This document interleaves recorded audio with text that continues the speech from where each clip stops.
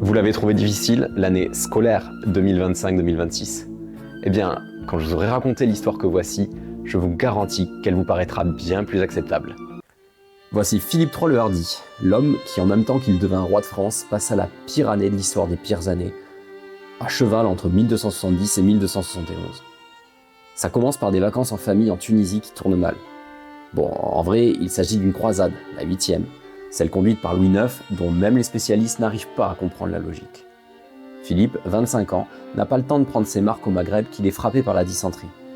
Il en bave, mais pas autant que son jeune frère, Jean Tristan, qui en meurt, ni de son roi de père, qui est emporté par la maladie le 25 août.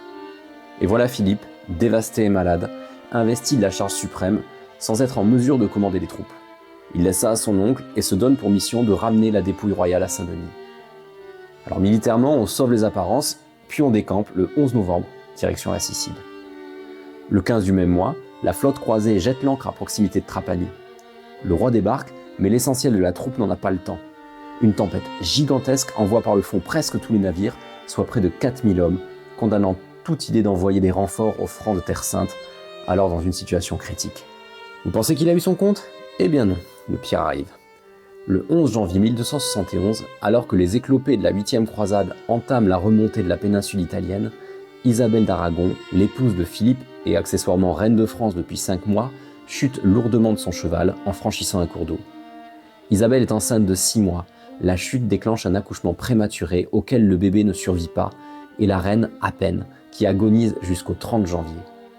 Finalement, la fin du voyage, au cours de laquelle Philippe le Hardi perd seulement une sœur, est comparativement plus sereine.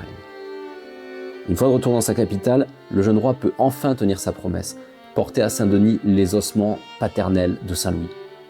Nous sommes le 22 mai 1271. La fin du calvaire, pensez-vous? Pas tout à fait.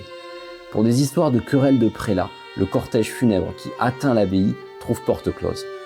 Il faudra de longs palabres pour qu'elle s'ouvre enfin, mettant fin, comme le disait Élisabeth II, à une véritable an annus horribilis. Alors, je sais pas vous, mais là tout de suite, moi je relativise un tantinet les tracas de l'existence.